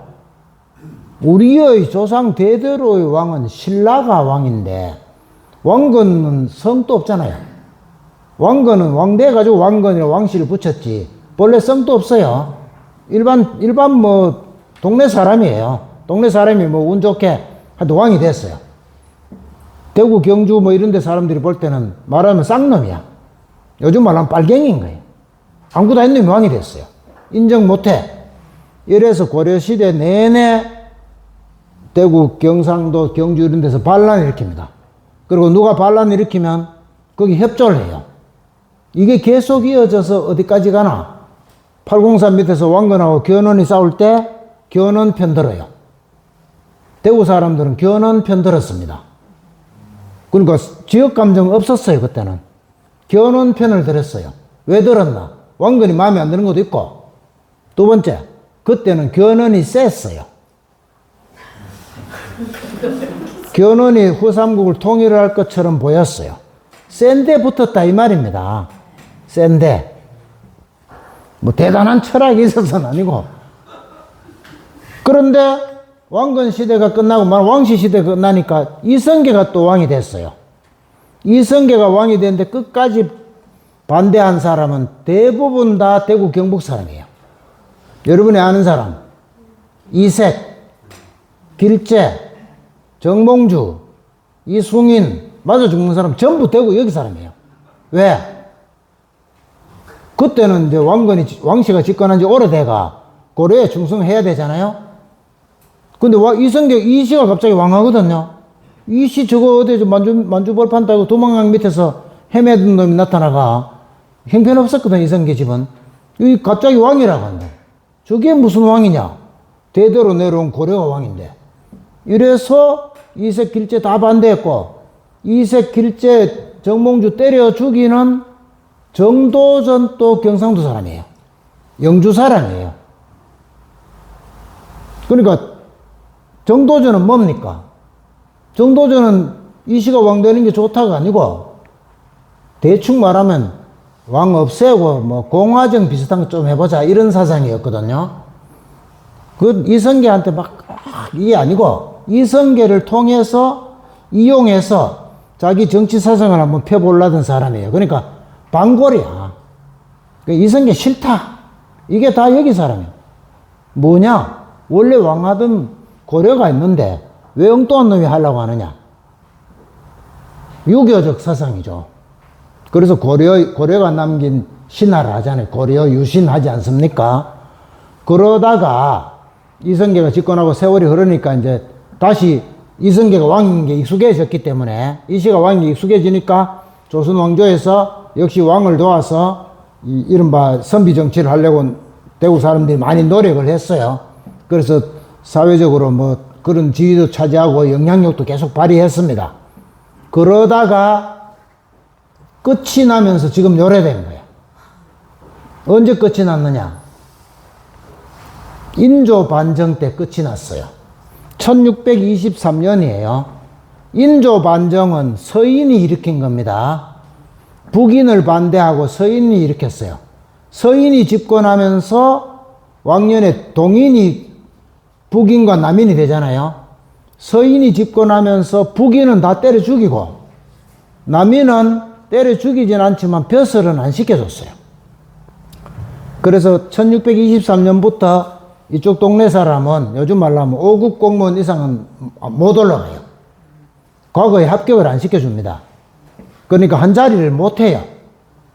한 자리 하는 게 선비 집안의 명운을 걸고 있는 집안의 일인데 1623년부터 5급 공무원이 발생을 안 해요. 오후 공무원이 발생해야 뭐 더 승진을 할 거 아닙니까? 과거를 안 시켜줘요. 그래서 불만이 꽉 쌓였어요. 불만이 쌓여서 이것들 봐라, 우리를 우습게 본다 해서 한번 갈아엎으려고 벼루고 있는 차에 무슨 일이 일어났냐면은 경종이 독살됐어요. 영조 4년에 영조의 이복형인 경종이 금방 죽으니까 영조가 죽였다는 소문이 나면서 때가 왔다 해서 대구 사람들이 영조 때려 죽이자는 이인자의 난, 그걸 무신난이라고 하는데 여기에 대거 가담을 했어요. 가담을 했다가 대구에서 유명한 한가닥 하는 60명이 처형됐어요. 그 여러분들 집안에 이때 처형된 조상이 없으면 명문거족은 아닙니다. 이때 영조를 몰아내면서 한번 어떻게 해보려고 그랬는데 실패하면서 한가닥 하는, 요즘 말하면 국회의원 내지 뭐 도의원 내지 뭐 이런 정도, 뭐 대학 총장 이런 사람 다 죽었어요. 다 죽였어요. 그러니까 벼슬 할 수가 없죠. 이게 언제까지 갔느냐? 대원군이 집권할 때까지 갔어요. 대원군이 집권하는 게 1863년이에요. 그러니까 인조 반정으로 치면 240년 동안 5급 공무원이 안 나왔어요. 이쪽 동네에서. 안 나오니까 어떻게 되겠습니까? 우리가 언젠가는 원수를 갚겠다 되죠. 언젠가 원수를 갚겠다. 언젠간 갈아엎고 말 것이다. 우리를 우습게 한다. 우리가 신라 천년 이래 온 나라를 휘두른 게 우린데 저 개벽다기들이 언제 갑자기 나타나가 우리를 오구문도 안 시켜줘. 우리가 언젠간 너놈들을 다 갈아엎을 것이다. 이렇게 벼루고 벼루면서 점점 똘똘 뭉쳤어요. 똘똘 뭉쳤다는 건 제가 지어낸 말이 아니고 노론 학자들이 쓴 책에 나와요. 난민들이, 전국의 난민들이 오랫동안 벼슬을 안 시켜주니까 한 자리 하려고 와서 아부를 하는데, 변절을 하는데 대구 인간들은 찾아오는 놈이 없다. 이래 적어놨어요. 왜 안 찾아오느냐 적어놨는데 왜 안 찾아오느냐 하면 먹을 게 많기 때문이다. 요래 적어놨어요. 먹을 게 왜 많나? 경상도 골짜기 사이에 농토들이 있는데 그 각각의 농토들을 전부 한문중들이 다 차지하고 앉았거든요. 전라도는 안 되잖아요. 평야니까. 경계선이 없잖아요. 여기부터 여기 내 거 안 되잖아요. 그리스처럼 된 거예요. 그리스가 산 이래 내려오니까 골짜기마다 3,000명, 2,000명 모여서 하니까 어떤 놈이 왕이 못 되니까 폴리스가 됐잖아요. 경주 육부가 폴리스에 해당하거든요. 골짜기마다 마을이 있는데 집성촌이에요. 서울과 벼슬을 안 해도 먹고 사는데 아무 지장이 없어요. 아부하러 안 간다. 서인한테, 노론한테 아부하러 안 간다. 안 가는 거예요. 안 가도 여기 사는데 아무 지장이 없어요. 지금도 똑같아요. 지금도 대통령 민주당이 아니라 뭐 민노당이 아니라 뭐 어느 당이 돼도 대구에서 시장, 시의원, 뭐 대구에서 한 자리 하는 데는 아무 지장이 없어요. 그러니까 안 변하는 거예요. 내가 뭐 하는데 아무 지장이 없는데 왜 서울을 찾아가겠습니까? 누가 찾아가면 뭐라고 하느냐? 누가 가서 뭐가 됐어요? 예를 들어 김대중 대통령 때 뭐 동진정책 이런 거 써가지고 여기 있는 사람 뭐 누구 높은 자리 시켜줬어요. 그러면 뭐라고 합니까 여기서? 배신자, 변절자 이래죠. 안 가도 먹고 사는데 아무 지장이 없는데 저놈 지 혼자 갔다 이 말입니다. 세력을 못 끌고 가요. 아무도 안 가기 때문에. 누가 가봐야 지 혼자 가는 거예요. 그러니까 여기 있는 사람 누구 뽑아가지고 뭐 해봐야 정치적으로 아무 의미가 없어요. 그러니까 이 사람들이 자기들끼리 계속 똘똘 뭉쳐요. 똘똘 뭉치니까 뭐가 됩니까? 배타가 되는 거죠. 타지에서 누가 왔어요. 경북대학 교수를 30년 하가 정년퇴직했어요. 대구 사람으로 인정 안 해줍니다. 대구 사람 아니에요, 이 사람은. 왜? 니 어디서 왔잖아. 니 딴 데서 왔잖아. 우리는 여기서 수십 년, 수백 년, 2000년을 똘똘 뭉친 이른바 혈맹인데, 니는 아니잖아. 거기다가 이 사람이 또 가요. 안 가고 있으면 이런 사람들이 많아져가지고, 아, 오는 사람도 다 대구 사람이다. 이게 될 건데, 온 사람이 있어 보니까 못 견디겠거든. 있는 지 30년 됐는데 너 동네로 가라 하거든. 뭐 말하다가, 닌 여기 사람 아니잖아. 닌 서울 가면 뭐, 전라도 가면 누구하고 친하잖아. 니 그거 가, 이런다고. 여기서 봐도 안 된다고. 그래, 가버려요. 가니까 대구 사람이 뭐라 합니까? 봐라, 역시 안 되잖아. 저것들은 믿을 수가 없다. 믿을 건 우리밖에 없다. 이래서 전체주의적 사고가 배타주의를 이런 정치 상황 속에서 낳았어요. 그래서 흔히 전라도가 이런저런 피해를 입어서 전라도 편들어 줘야 된다 하는 정치적 논리들이 있는데 대구 사람들이 왜 수긍 안 하나? 우리도 240년 동안 벼슬 한 번 못했다는 의식이 어느 정도 수준 이상의 집에는 다 있어요. 일반 집에는 없어요. 과거 급제자가 막 수시로 발생하던 집 아닌 보통 집에는 원래 당군 일에 과거 급제자가 없기 때문에 급제자를 발생 안 시켜도 아무 피해도 없고 뭐 그런 의식이 없는데 계속 그런 걸 하던 이른바 기득권층의 이름 좋은 말로 명문, 뭐 실제 명문이라기보다도 하여튼 사회에서 안 가다 가던 큰 문중들은 240년 동안 고급급제자를 배출 못했기 때문에 엄청난 피해의식을 가했다고. 전라도는 뭐 요새 아가 약간 그런 거 아니냐. 뭐 우리는 240년 그랬는데 우리야말로 피해자다. 라고 생각하고 있어요. 그래서 언젠가 갚아야 돼, 이걸 언젠가 갚아야 되는데 언제냐? 박정희가 집권을 하니까 때가 왔다. 드디어 때가 왔다. 그래서 상류층들이 박정희한테 가서 달락 갖다 붙었어요. 전두환한테 붙고 노태우한테 붙었어요.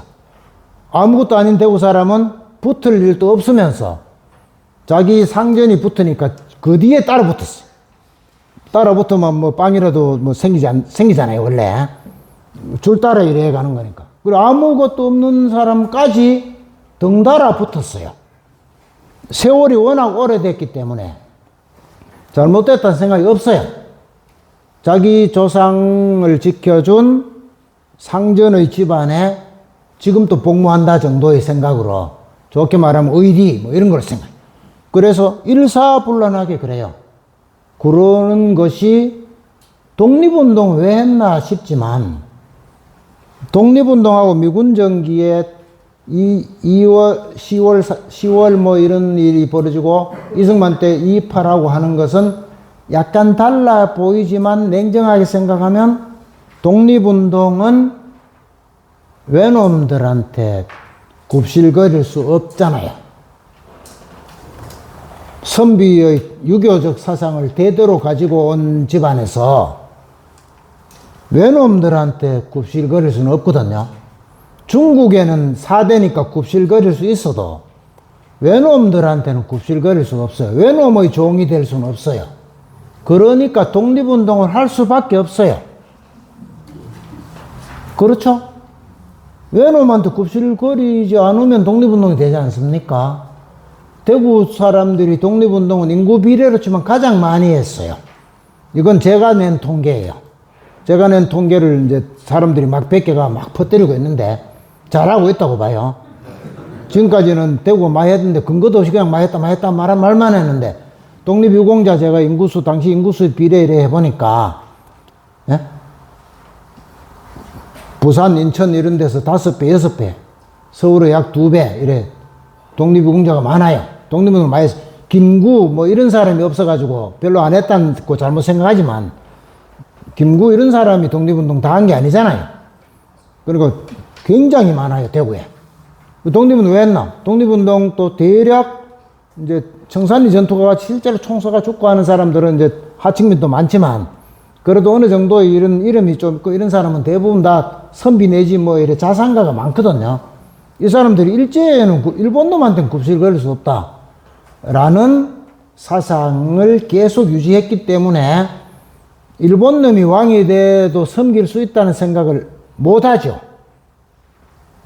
이씨가 왕인 거는 조선 때 이씨가 왕이니까 내가 섬길 수 있는데 외놈이 왕 되는 거는 못 섬긴다. 그게 식민지 시대 아닙니까? 그래서 독립운동을 해요. 독립운동을 해가 독립이 됐어요. 독립이 됐는데 왜 10월 항쟁 등등이 일어나느냐 하면 미국 놈이 왔단 말이에요. 미국 놈이 왔는데 미국 놈만 있었으면 10월 항쟁을 안 할 수도 있는데 미국은 중국을 대체하는 사대이기 때문에 둘러싼 놈이 전부 친일파인 거야. 미군을 둘러싼 놈이 전부 친일파니까 일제 때 때려 죽이려고 하다가 도로 우리 조상이 막 맞아 죽었는데 미군 옆에 붙어 있는 친일파한테 아부할 수는 없어요. 그러니까 가장 극렬히 반대하는 거죠. 친일파를 몰아내야 되니까 친일파를 중용해서 이상한 정치를 하고 있는 미군정에 저항을 하는 거죠. 다행히 3년밖에 안 됐기 때문에 그 정도로 끝이 났죠. 거기에다가 뭐가 얹혀지느냐. 독립운동 시기에 독립운동하는 사람은 대부분 다 요즘 말로 하면 좌파예요. 일본을 몰아낸다는 점에서 계급하고 관계가 되잖아요. 일본 일제시대에 가난한 사람은 일본 때문에 가난해진 경향이 많기 때문에 사회주의 사상이 들어와서 일본을 몰아낸다고 하면은 말하자면 돈이 많고 한 이상한 놈을 몰아낸다는 거하고 결과적으로 일치를 하니까 실제 사회주의 사상에 물들지 않아도 사회주의 하는 사람들하고 같이 어울려서 독립운동을 했어요. 그러다 보니까 독립이 됐을 때 국민들의 70%가 사회주의 정당을 지지했어요. 그러니까 여원영등이 쫓겨나게 되는 거죠. 미군이 참을 수 없잖아요. 그러니까 대구 쪽에서 독립운동을 많이 했다는 거는 좌파적인 사상을 가진 사람이 많았다는 거하고 비슷한 뜻이고, 독립운동을 많이 했기 때문에 대구에 그런 사상을 가진 사람이 많았고, 그러니까 10월 항쟁이 일어날 때 일반 시민까지 10분의 1이 길에 죽창 들고 했거든요. 지금 말로 하면은 25만 명이 한 거예요. 지금 길에서 윤석열이 물러가라고 25만 명의 길을 덮으면 어떻게 되겠습니까? 평화롭게 25만 명이 덮어도 대단하잖아요. 지금 2만 5천 명 수준이잖아요. 제가 숫자는 안 써봤지만 많다 쳐도 2만 5천 명인데 25만 명이 길에 나오면 굉장하잖아요. 근데 10월 항쟁할 때 죽창 들고 인구의 10분의 1이 나왔으니까 지금 말로 하면 25만 명이 무기 들고 길에 나왔다 이 말이거든요. 이게 옛날에 독립운동 하던 기질이 그냥 남았고, 그게 남았으니까 이승만 초기에 조봉암하고 이승만하고 대통령 선거하니까 조봉암을 70% 찍었다는 거 아닙니까? 온 나라 국민이 다 변했는데 대구 사람은 말했죠. 안 변한다고. 독립운동하고 사회주의 하던 기질을 그대로 10월 항쟁을 하고 이승만하고 조봉암이 붙으니까 온 전국에 조봉암 지지도는 30% 미만인데 대구 사람은 그대로 조봉암을 찍었다는 거 아니에요. 안 변하고 있는 거예요. 그럼 지금 또 여전히 70% 정도가 윤석열 내지 뭐 이런 사람 찍어요. 왜? 지금 이 시대를 지배하는 이데올로기가 민주주의라거나 이렇다고 보는 게 아니고 반공으로 보는 겁니다. 반공.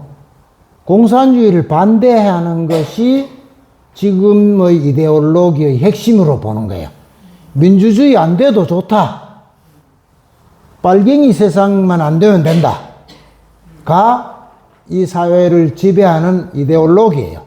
근데 빨갱이가 뭐 그렇게 많나? 빨갱이 전국에 몇 대도 안 하는데 뭐 그렇게 빨갱이를 반대하느냐인데 빨갱이하고 친한 것이 민주당이다. 이래 됐죠. 민주당 지지 못해. 왜? 저거 빨갱이하고 친해. 그래서 나라를 말아먹을 놈이라도 민주당 아니면 지지를 하는 겁니다. 어떤 놈이든 간에 빨갱이하고 거리가 멀면 지지하는 거예요. 민주당은 빨갱이로 생각을 해버리는 거예요. 그러니까 누가 나오든 찍어줘요. 경상도 사람이라고 찍어주는 게 아닙니다. 대구 사람이 나와도 안 찍어줍니다.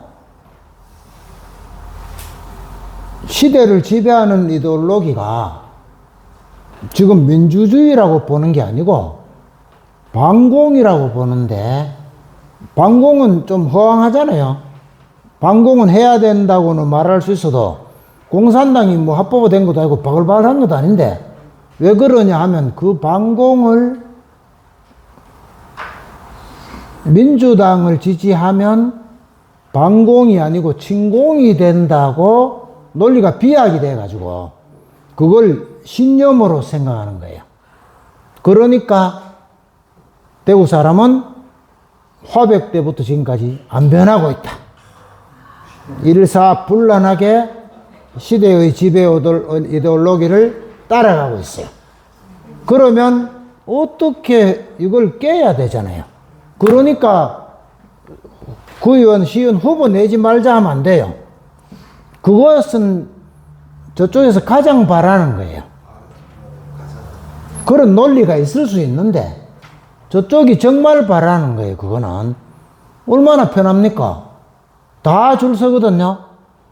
여기 공천 만약 안 하면 여 공천 받으러 왔다 갔다 하는 사람도 저 갑니다. 뻔해요.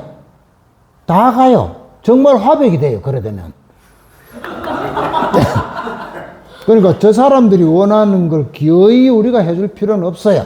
어떻게 하느냐인데 결론이 두 가지예요. 하나는 불변의 리, 변하지 않는 이치를 존중하기 때문에 논리로는 안 됩니다. 지금 현재 잡혀가는 사람을 공수처가 어디서 확신범이라고 하잖아요. 확신범은 생각이 안 바뀝니다. 자기 생각이 계속 가요. 절대 안 바뀝니다. 내 말이 맞다고 해가지고 그래 네 말 맞다 절대 안 해요. 하다 하는데 친구들하고 술집 막걸리집에 앉아가지고 이야기해보세요. 네 말 맞다. 너 지금까지 잘못 생각했다는 사람 본 적 없을 겁니다. 절대 안 변합니다. 그러니까 리의 불변의 이치라고 자기가 확신하는 사람한테는 이치로는 안 돼요. 그 사람은 자기한테 없는 것을 얘기할 때 통하거든요. 예를 들어서 여기 남자들만 있다 치고 우리가 다 20대라 치고 어떤 아가씨가 마음에 들었습니다. 그 아가씨를 꼬신다. 설득해 꼬드긴다. 나한테 호감을 가지도록 하려면은 그 아가씨가 없는 것, 있는 건 백날 해봐야 안 돼요. 예를 들어 예쁘장하게 생긴 여자가 있는데 정말 예쁩니다. 이거 백날 해도 안 돼요. 자기 스스로 막 하기 때문에 네 아이라도 그 말 잔뜩 들었다. 네보다 잘생긴 놈한테도 무진장 들었다. 이 헌일. 그러면 이 아가씨를 내 쪽으로 어떻게 해보려면 이 아가씨한테 없는 걸 해야 돼요. 예를 들면 이 아가씨의 아버지가 무지무지 무뚝뚝하다 이러면 내가 말을 많이 해야 돼요. 그러면 자상하다고 착각해요. 자기 아버지가 말이 많아가 이 아가씨가 막 진절머리가 나는 경우에는 만나가 아무 말도 안 하고 가만히 있으면 돼요. 가만히 있으면 과묵하다, 남자답다 이래요. 그래서 논리로 붙으면 안 되고 정으로 붙어야 돼요. 정. 그러니까 네 말이 맞고 틀리고를 떠나서 친하니까 찍어준다. 요것이라야 통합니다. 네가 민주당이라서 절대 안 찍어주지만 그래도 내가 네하고 친한데 내까지 안 찍어주면 누가 찍어주겠노? 이거는 돼요. 그러면 후보할 사람 어떻게 되나? 땅바닥에서 박박 끼고 있어야 돼요. 만나는 사람마다 막 일단 아는 척 해야 돼. 아는 척. 모르면 안 돼요. 어디서 봤더라 이런 수만 안 돼요. 처음 봐도 막 아는 사람처럼 해야 돼요. 그럼 처음에 이게 돌아nak 하는데 계속 그러면 익숙해져가 이게 정이 많은 놈이다 돼요. 그래서 현실적으로 말하면 현수막을 길에 붙이잖아요. 윤석열은 범법자다 이런 거 붙여봐야 한 표도 안 생겨요. 그러니까 논리적인 현수막 말고 정을 자극하는 현수막, 정을 끄는 현수막. 예를 들어 김장철이 왔습니다. 김장 잘 담그는 법을 민주당과 함께 배워봅시다. 이런 걸 붙여요. 그러면 마음이 움직이는 사람이 생깁니다. 우리 아이가 수학 공부를 뭐 하는데 경북대학교, 뭐 대구대학교, 뭐 영남대학교 수학과 교수 내지 뭐 최고의 수학 강사를 우리가 모셔와가지고 수학 때문에 걱정하는 학부모한테 수학 공부 잘하는 것에 대해서 함께 고민해 봅시다. 이러면 누군가가 저것들 괜찮네. 돼요. 왜냐하면 저쪽도 안 하거든요. 안 해도 다 지지하기 때문에 아무것도 안 해요. 아무것도 안 하고 하면 싫어해요. 안 하던 놈 왜 저지당하나? 저게 돌았나? 이래야 돼요. 저 갑자기 공천 못 받을 일 생겼나? 이러고 의심해요. 그렇게 저것들 아무도 안 해요. 하는 순간 의심을 해요. 그렇게 남자들 집에 뭐 케이크 이런 거 안 사가던 남자가 집에 케이크 사가면 부인이 의심해요. 안 사가던 놈은 계속 안 사가는 게 훨씬 유리해요. 그래서 뭐 그런 것, 예를 들어 한강 소설 해설한다 이런 것도 괜찮아요. 아무도 안 하거든요. 문학 얘기이기 때문에 이런 거 좋아하는 사람이 또 있어요. 뭐 역사 앞산에 답사를 갑시다. 뭐 이런 거.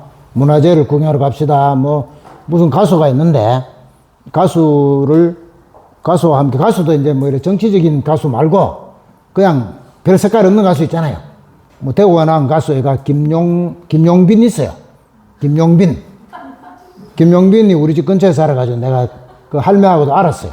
할매가 얼마 전에 돌아가셨는데 김용빈처럼 말하면 무색무취한 이런 가수를 대구가 나온 가수인데 우리가 키워줍시다. 이렇게 불러가 김용빈은 노래도 하고 이래. 민주당이 도와줍니다. 이런 거 하면 누군가가 좋아해요. 그러니까 정으로 접근해야 된다. 논리로 저 사람들을 설득하려고 하지 말고 정서적인 접근을 해야 우호적인 것이 생긴다. 그러니까 뭐 국회의원 출마하거나 이런 민주당 후보가 있으면 동네에 다니면서 그러니까 경상도 남자가 안 하는 짓을 해야 돼요. 만난 여자마다 젊어졌네요. 예뻐졌네요. 막 옷 정말 잘 입었네요. 이런 거. 그러려면 본인이 볼 줄 알아야 돼. 본인이 옷 잘 못 입었다고 스트레스 받아야 되는데 그러면 옷 잘 입었네 하면 안 돼. 그래서 본인이 그런 감각을 키워가지고 가서 그걸 하면은 먹혀둘 수 있어요.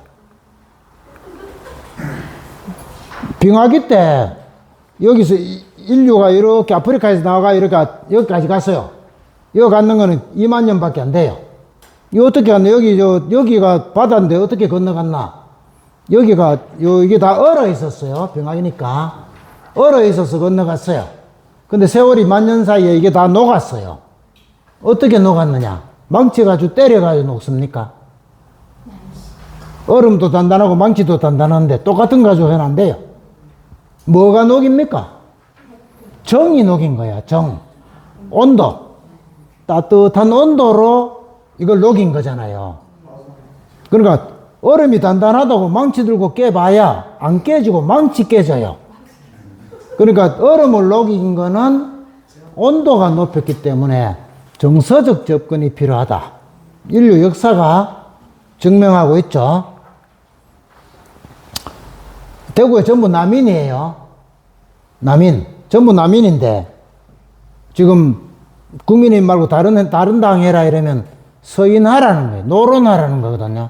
절대 안 합니다. 변절로 봐요. 역사적으로. 자, 지금 일반적으로는 안 하는데 이른바 영향력 있는 큰 문중들은 모이면 앉아가 그래요. 우리는 서로 난민이다 이래요. 지금 저 어떤 대문에 환자가 붙어 있어요. 환자가 붙어 있는데 그 사람이 노론인데 왜 그 사람 붓글씨를 받아가 적어내려가 지금도 논란이 있어요.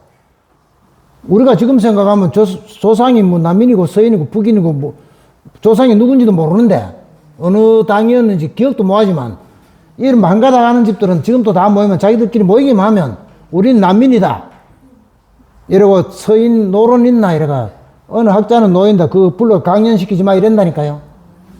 철두철미하게 하고 있어요. 자, 주제가 이제 죽은 자가 산 사람을 살린다 나왔잖아요. 그래서 이게 정의예요. 지금 흔히 뭐라고 하냐? 죽은 사람은 죽었고 산 사람은 살아야지 하잖아요. 이게 매우 비인간적인 거거든요. 우리나라는 사람은 기본적으로 매우 현실적이라서 서양인들이 볼 때는 다 무신론자로 봐요. 그러니까 성당이나 개신교 가는 사람 중에도 갓바위 가는 사람 많아요. 그러니까 무신론자로 봐요, 서양에서는. 그래서 심지어 뭐라고 하냐면 죽은 사람은 죽었지만 산 사람은 살아야지 이런 말 많이 해요. 아버지가 죽었어요. 어머니가 죽었어요. 아내가 죽었어요. 남편이 죽었어요. 자식이 죽었어. 조금 지나면 잊어버리고 산 내가 주인 핵심이야. 한강의 소설은 죽은 사람을 잊지 말자는 거예요. 죽은 사람을 잊지 않는 것이 인간적이다예요. 특히 억울하게 죽은 사람, 특히 권력에 의해 죽은 사람, 이상한 권력에 의해 죽은 사람, 그 상징이 제주와 4.3이에요. 밑으로 쭉 내려가면 채식주의자에서 영예가 결국 죽어요. 국가 권력에 의해서는 아니지만 아버지라거나 이래 둘러싼 가족들이 막 받아주지 않고 괴롭히고 해서 결국은 죽어요. 이 죽은 사람을 영예가 그래 죽지만 남편이 일찍 이혼하고 사라지고 소설이 다시 안 나와요. 소설이 왜 안 나오느냐? 갖는 남자가 아무 생각 안 할 게 뻔하니까 안 나오죠. 뻔하잖아요. 자기가 알고 지내는 누군가가 죽었는데, 아버지가 죽고 어머니가 죽고 동생이 죽고 딸이 죽었는데 우리가 왜 잊어버리느냐? 결국 자기 일을 중심으로 놓기 때문이죠. 그러니까 인간적이기도 하고 또 뒤집으면 비인간적이기도 하죠. 안 잊어버릴 수도 없으니까 그게 인간적이면서 동시에 또 그렇게 슬퍼하다가 부인이 죽었어요. 죽기 살기로 울어대다가 몇 달 지나가 또 다른 여자한테 같이 찝쩍거리는 놈 내 친구도 봤는데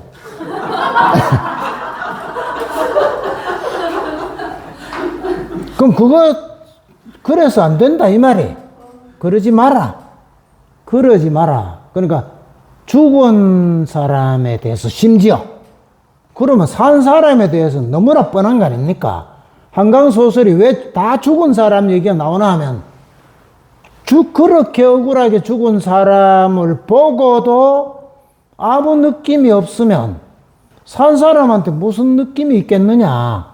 그러니까 죽은 사람부터 억울하게 죽은 한 명도 아니고 무수히 죽은 사람들에 대한 정부터 가져야 인간성이 회복이 되어서 이 세상에 살아있는 사람들한테도 인간적으로 교유하고 서로 사귀고 인간답게 살 수 있는 세상을 만들 수 있다. 이런 얘기를 하기 위해서 쓰는 거거든요.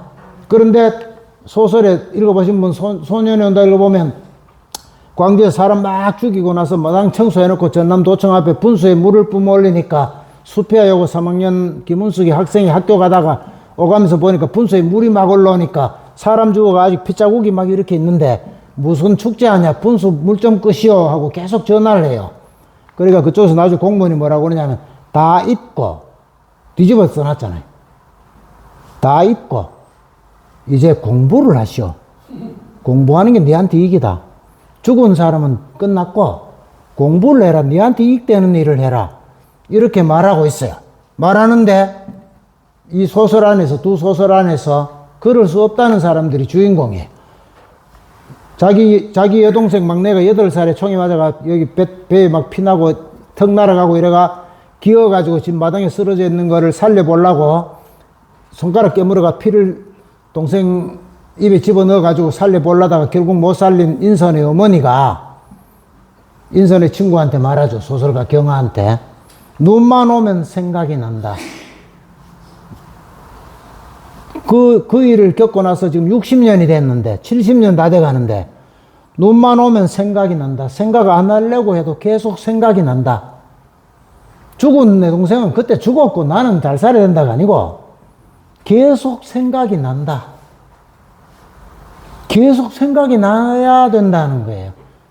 계속 생각이 나는 것이 인간적이다. 계속 생각이 나니까 뭐 자살해라 이 말이 아니라 계속 생각이 나야 그래야 진짜 정 아니냐. 동생에 대한 아들, 딸에 대한 부모에 대한. 그래서 이 제주도 증언을 하는 할머니가 작별하지 않는 데 나와요. 이 할머니가 다른 사람은 증언을 하는데 이 사람은 애들 막 쏴 죽이는 걸, 서북청년단이 쏴 죽이는 걸 증언을 해요. 증언을 하면서 이 할머니가 했는 유명한 말이, 유명한 애라, 그거 나와요. 이게 소설 안 써보면 이런 거 잘 발견을 못 해요. 나오는데 뭐라고 하냐 이래요. 나는 그 애들 막 서북청년단이 죽이는 걸 본 날부터 지금까지 50년이 지나갔는데 생선은 안 먹어요. 나는 지금까지 50몇 년 동안 생선은 한 점도 안 먹었어요. 나와요. 애들이 총 맞아가 죽고, 애 임신했는 사람이 총 맞아가 막 죽고 바다에 집어 던지고 하는 걸 본 할머니가, 자기가 20살쯤 때 봤는데 지금 70살, 70몇 살 된 이 할머니가 증언을 하면서 나는 그때부터 지금까지 바다 물고기는 안 먹는다. 그 바다 물고기들이 그렇게 죽은 애들을 다 뜯어먹고 했을 거 아니냐. 죽은 사람 생각하면 어떻게 그 생선이 입에 넘어가느냐. 지금까지 한 번도 안 먹었다요. 그러니까 증언을 하는 겁니다. 다 잊었대. 옛날에 죽은 사람 죽었고 나는 남편하고 애 판검사 시키고 의사시키려고 지금 이렇게 시켜가 잘 살고 있다. 부러운 거 아무것도 없다. 이런 사람 증언 안 하죠. 다 잊었으니까. 나는 못 잊는다 그래요. 동호가 자기 친구가 죽었는데 구출하는데 아무 겁먹어가지고 쓰러진 친구 정대가 쓰러지는 걸 보고도 그걸로 목 안 갔어요. 그래가 후회를 해요. 그러고도 네가 사람이냐 자기예요. 친구가 그래 죽는 거 보고도 구하러도 안 가는 네가 인간이냐 네가 사람이냐 라고 스스로 그래 생각해요. 죽은 친구를 못 잊죠. 그러니까 시체를 찾으러 갔다가 시체 못 찾으니까 전남도청에 있다 자기 본인도 총에 맞아 죽어요. 자살도 하죠. 김진수 등이 자살을 해요. 그때 고문당하고 막 친구들 죽었던 거 이런 걸 못 잊어가지고 살아있다는 사실과 싸웁니다. 인간이라는 사실과 싸웁니다. 내가 인간이라는 것이 막 증오스럽다. 내가 살아있다는 게 증오스럽다. 죽었는 사람들 얼굴이 막 계속 기억나고 해서 내가 살아있다는 것하고 나는 싸운다. 싸우다가 자살을 해요. 그렇게 싸우다가 지는 거죠. 근데 소설대로만 말하자면 이렇게 자살하는 사람도 인간적이에요. 살아있는 사람도 인간적이지만 그것을 읽으면서 인간적인 생각을 좀 해보고 앞으로 이런 일이 일어나지 않도록 하는데 시민들이 협조를 해야 된다. 이런 게 주제인데 이런 소설을 국민들이 계속 읽고 감동을 하면 어떻게 됩니까? 나라 망하죠. 누가 생각할 땐 나라가 망하는 거예요. 총에 맞아 죽는 놈은 죽더라도 도망을 쳐야지 왜 그 친구를 구출하러 가. 생선 회 먹으면 얼마나 맛있는데. 그런 사람들이 그들이란 거예요. 우리는 사실은 이 할머니만큼 투철하지 않죠.